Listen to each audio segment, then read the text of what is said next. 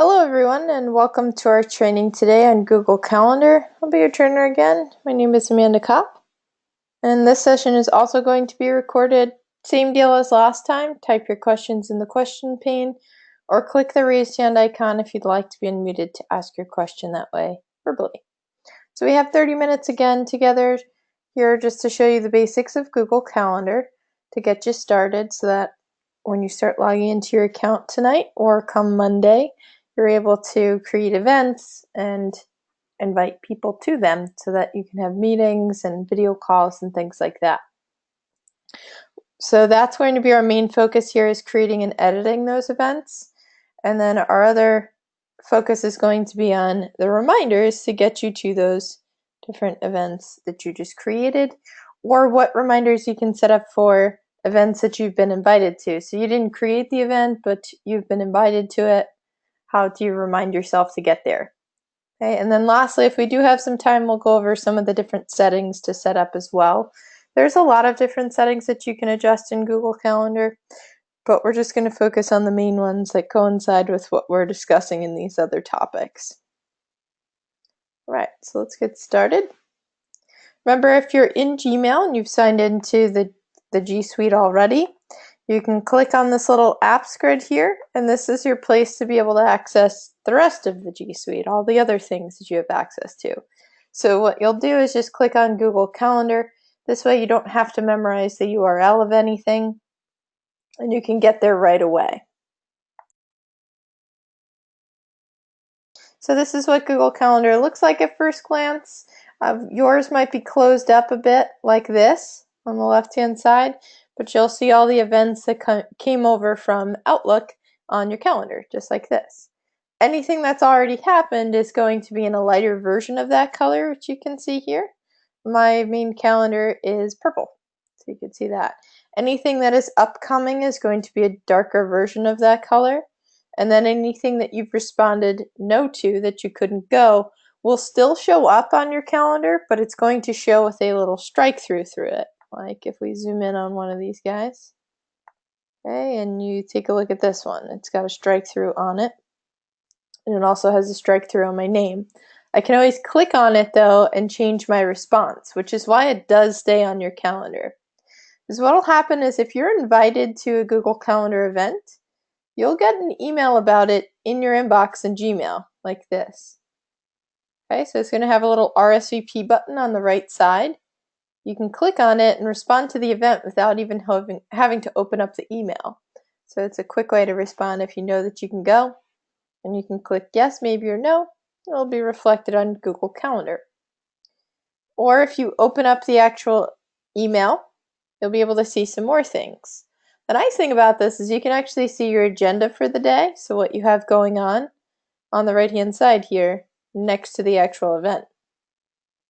So we can see at a glance if we're able to go. So if you had another meeting starting at 2, that'd probably not be something that we could attend here because this is from 2 to 3. Okay, and again, you can respond here as well.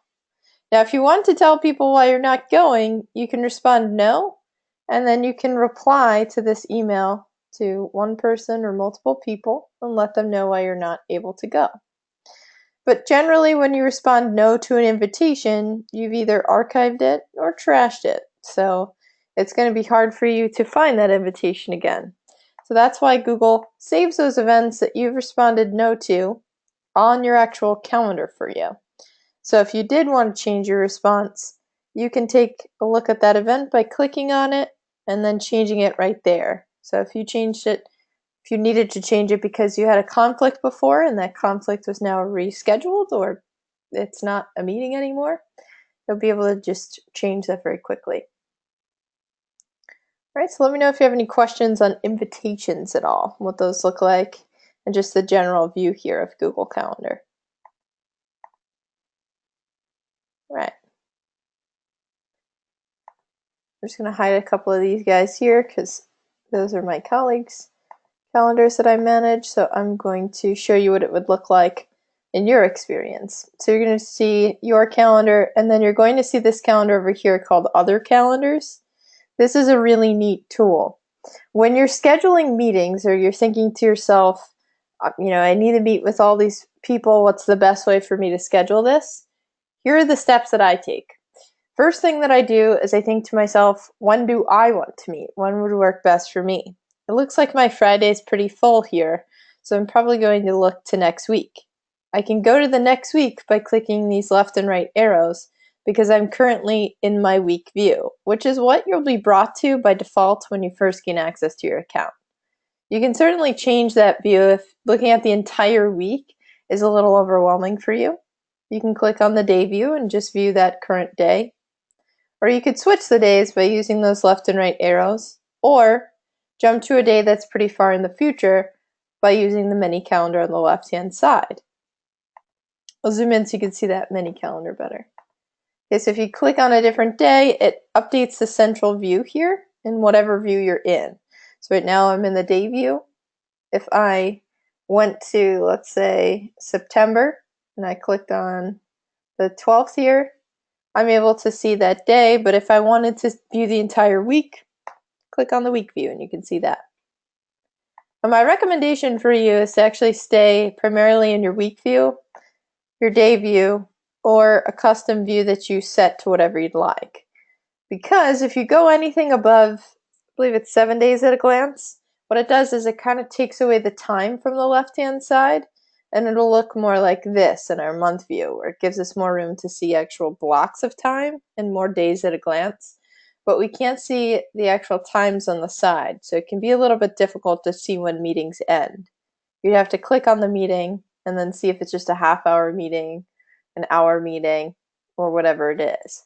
So I recommend that you stay in the day view, the week view, or that custom view, which you can set to whatever you want. But I would recommend that you probably set this to no more than 7 days at a glance. Okay. So you could set it to 3 days at a glance. Your agenda view is just going to be a list of all of your events, so you're probably not going to use this quite often. Alright, but let's actually schedule this event here. I clicked my Today button to be brought to the current week. We're going to look at next week because Friday is pretty much over here. With all the other meetings that I've scheduled, I don't have any time. My next step here would be if I have anyone that, if these people can't attend the meeting that I'm scheduling, I'm going to add them under other calendars here so I can check their availability right from the screen before I even start creating the event. Okay, so I'll type in my colleague's name here, and I'm zoomed in, but what's happening is it's popping up here with her email address. So I'll click on that, and then I'll be able to see Natalie's calendar. If you have more people, you can continue to add them, and it overlays this on top here. Now, if we have meetings at the same time, they'll kind of be stacked like this, which can be a little bit harder to see. But what you guys are going to see is a little bit different. You're not going to see the meeting titles here. What you'll see instead is actually the word busy if they have a meeting. You're still going to see that that block of time is blocked off because they're doing something, but you're not going to see the actual titles of the events.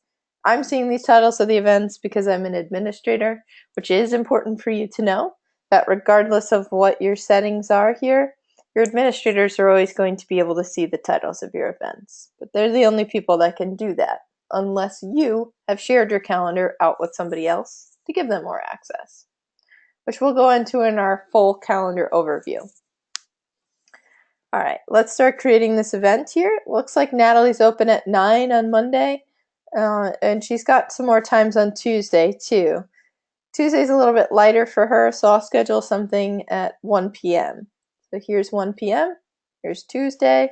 You just click in the box and you start creating the event by clicking Edit Event. All right, and then we'll call this one one-to-one. Natalie, Amanda. Okay, that's just for the two of us, or maybe it's a team meeting and we're going to invite a whole bunch of people. And we'd probably put what project this is about. Project Blue. All right. Although we checked Natalie's availability on the last screen, we didn't actually invite her to this event yet because we weren't editing it. So what we need to do is actually add her to the event so she gets an invite and she shows up. So in the guest section here on the right side, click in there and then start typing your colleague's name. And we'll type in a few more colleagues of mine. so I can see if they're available. And what I also want to show you is, yes, you can certainly invite people to calendar events, even if they don't have Google accounts. What's going to happen, and if they're outside of your organization, you're not sure if they have a Google account, fine. Just type in their full email address, and you can do that right away here. So if I type in, we'll say my work address here. Okay. Type that in. What's going to show up is that person's name will be listed, or the full email address if they're not in your contacts, and then a little asterisk or a star is next to them. That's because you will not be able to see their calendar because they didn't share it with you. Maybe they're not even on Google. But the rest of the people that don't have stars, I'll be able to see their calendars, meaning I'll be able to see those blocks of time that say busy on it, so I can check to see if they're available. From the screen here where we've invited more people, remember we only checked to see if Natalie could make this meeting. We should probably check to see if the rest of our colleagues here can make the meeting too.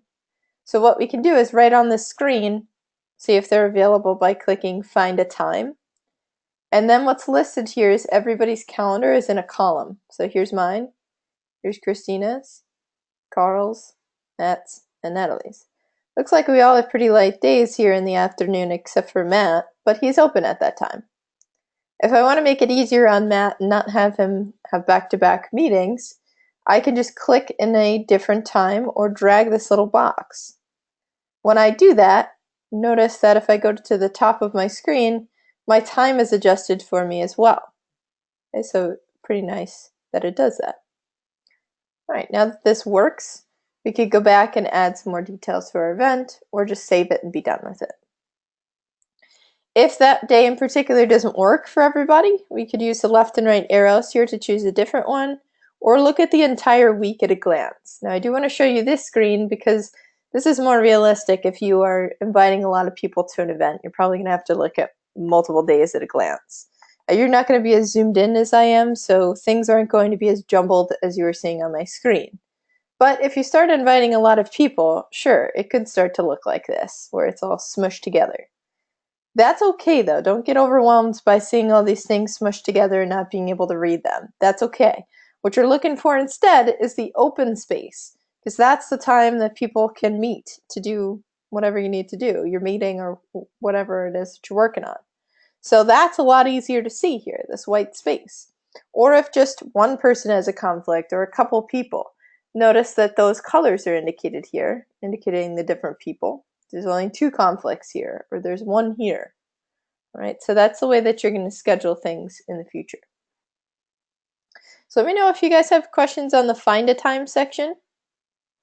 And then the next thing that we'll do before we save our event here is look at where you can meet in your calendar events here.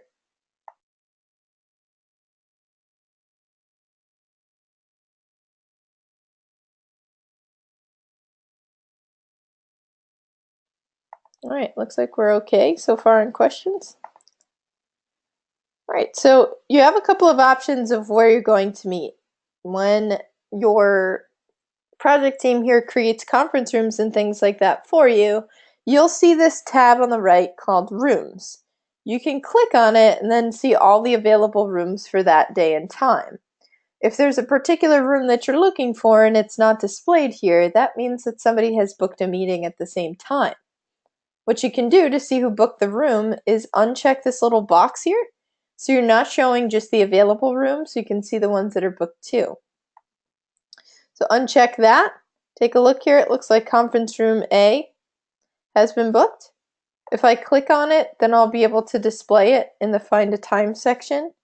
If I go to my day view, I'll be able to see that actual event and who created it. Looks like Casey created this event, and I can send Casey an email and ask him to reschedule that so that I can have that room. Maybe he can pick a different time or pick a different room. Now, if you do that, you did click on the conference room, it doesn't mean that you actually booked it and you overrode whatever Casey did.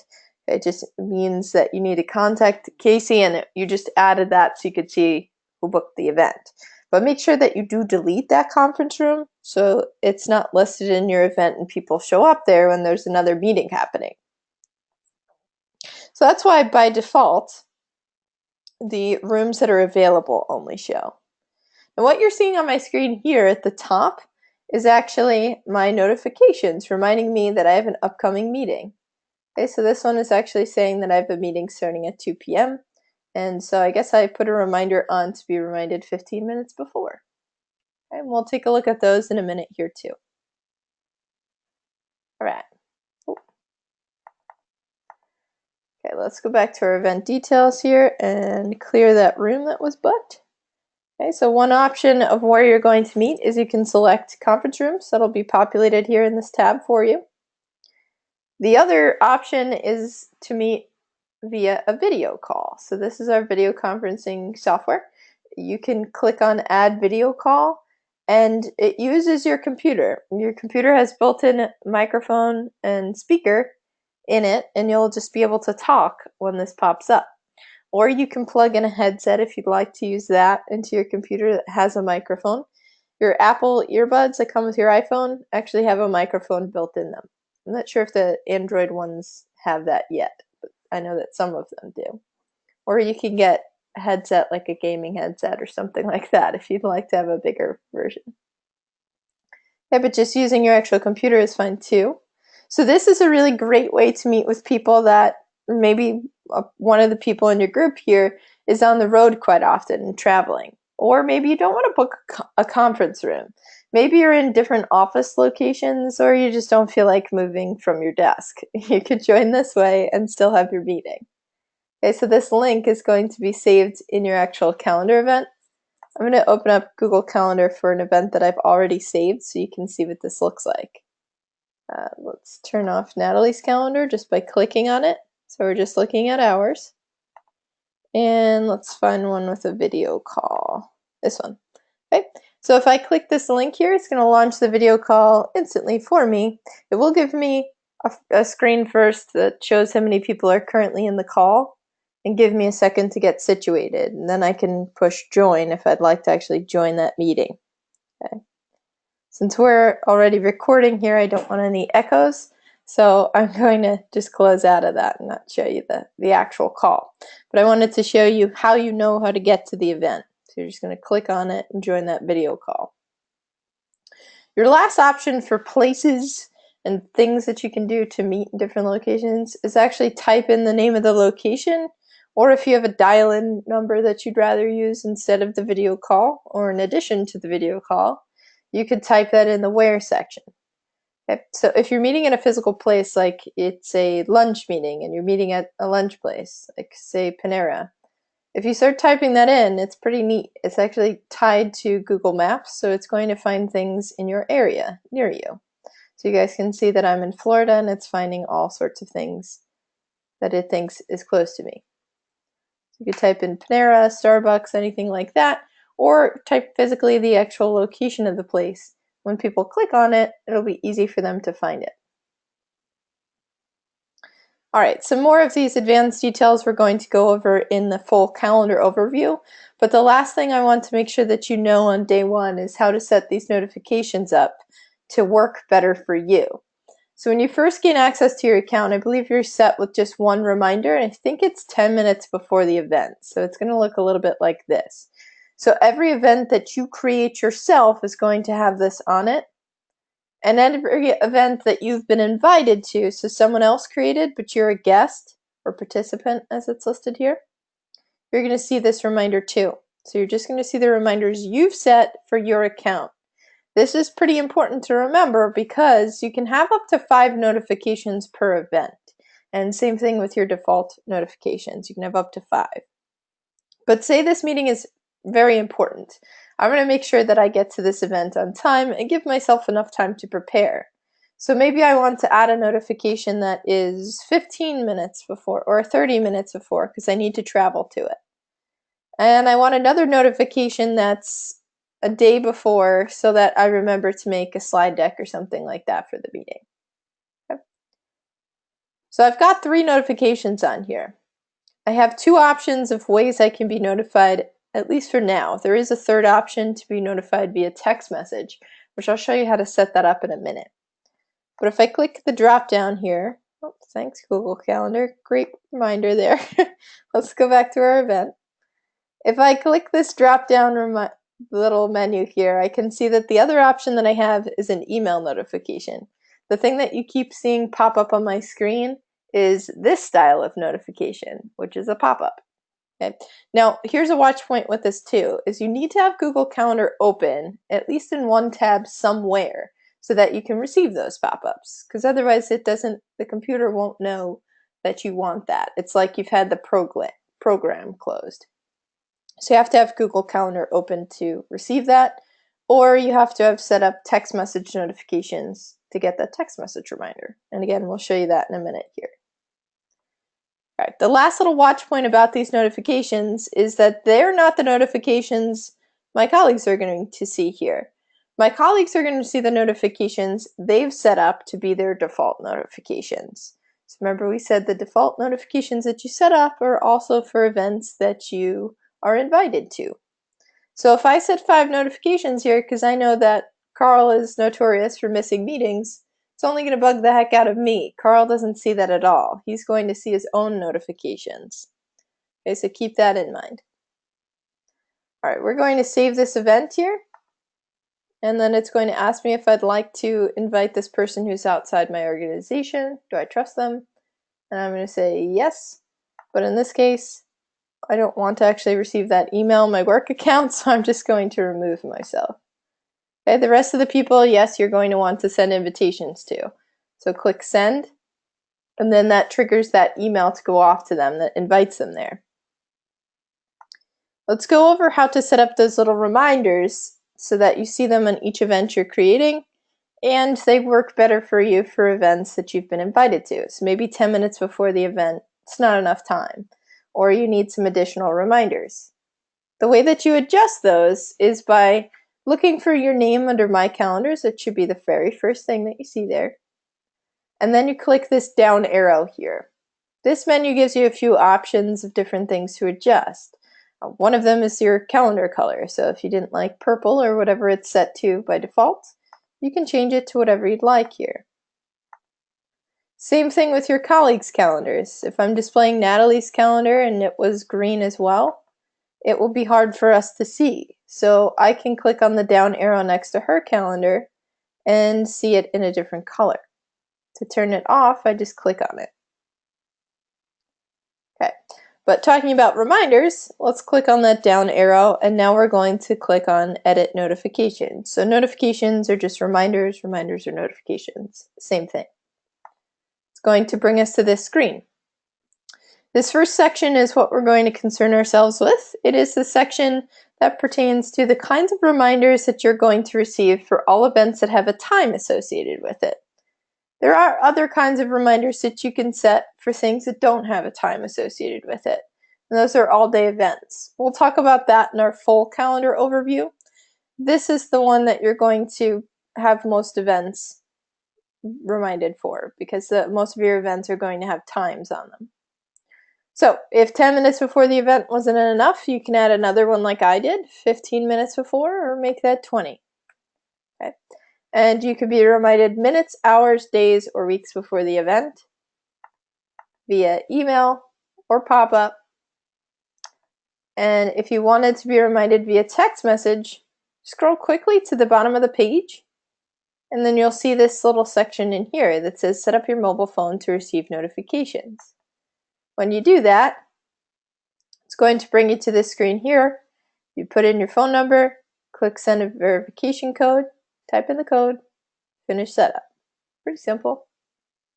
Once you've done that, you go back to that screen we were just on. You'll see a third option in your drop-down that says SMS or text message. Okay, so SMS is the text message. You can choose that as one of your options to be reminded. Now, since this is just a training account, I haven't set that for this. But for my work account, I actually really like the text message reminders. You can think to yourself they're probably going to be annoying. But if you're away from your desk and not by your computer, it's great because you usually have your phone on you or you have it somewhere near you, and you'll be able to see that. And I really like it because I travel quite often. So if I am away from my computer, I'm still reminded of when I have different events happening. The section just beneath that towards the bottom of the page is also useful to notify you when a new event has been created, so you've been invited to one. You want to be notified about that right away. You can choose to receive an email about that, which is what most of you have on by default already. Or you can choose a text message or both, but I would definitely recommend that you turn at least one of these on, because otherwise it's just going to show up on your calendar with this little tiny arrow and you can easily miss it. So you need to make sure that you do receive some sort of a notification about being invited to an event, either via email or text message. So that little arrow here kind of means that I haven't responded to this event I've been invited to. I can click on it to respond to it though. But you might miss this and think that you have responded to it, and you're not going to receive your notifications until you actually click yes that you're going. The next two here, I also recommend that you sign up for at least email notifications, preferably email and text message. So these two are if an event has been changed, meaning the time has changed or the location in which your meeting has changed. And this next one is if the event is truly fully canceled, someone ends it. Typically that happens last minute. Somebody gets to a location and sees that it's too busy, or whoops, that conference room was booked. Or they need to change the event time or place because they have a conflict that just came up or an emergency. So you're usually on your way to that meeting if you're meeting in a physical space when that happens quite often. So I like to receive those text messages when that happens. Same thing if it's canceled. The next section in here is if someone RSVPs to your event, would you like to be notified? I don't, because I can always click on the event and I can see who has responded. Okay, so you can see Betty has responded to this. She's going. I'm going. Molly has yet to respond. So that's how I always check. But if you're someone who likes to know right away when somebody does respond to an event, you can turn this option on so that you receive an email about it. I would not recommend text message for this one. That will probably drive you crazy. The last option in here is to have your agenda for the day, so just a list of your events, be sent to you in an email. So that'll arrive at 5 a.m. in your current time zone, and you'll be able to see that. So you can see all your events and what's happening for the day without even having to go to Google Calendar. If the first thing that you do when you wake up or get to work is look at your emails and then you think, what's my day look like? This is a pretty nice one for you too, is that you can elect to turn that on. I don't, because I've trained myself to open up both Gmail and Calendar right when I get to work, and I look at Calendar to see all my events for the day. Alright, so that's pretty much our crash course on Google Calendar. If you have any questions, you can type that in the question pane. The last couple of things that we can spend time on if you don't have questions are a few of the settings to adjust. I think when you first gain access to your accounts, it's just going to take you a while to get used to Google Calendar, and that's what my focus would be. When we have our full calendar overview, we'll do a deeper dive of what some of the settings are that you can adjust that might make Google Calendar work a little bit better for you, or just save you some time on some things. Okay, so we'll use the rest of the time for the questions that you have, and this should be enough to get you started here. As a reminder, just like we talked about in the last session, you have pretty much this training and last training in one shot in a little guide here, your Gmail and Calendar Quickstart guide. And you also have mobile device setup guides here too, linked in the slide deck for after 5 p.m. today when you have access to your accounts. And you don't have to log into your account or set up your mobile device until Monday if you don't want to, but you can start doing that after 5 p.m. today if you'd like. All right, so type in your questions that you have. I'll chat the link to you guys in the chat section of GoToWebinar as well, so that you have the slide deck.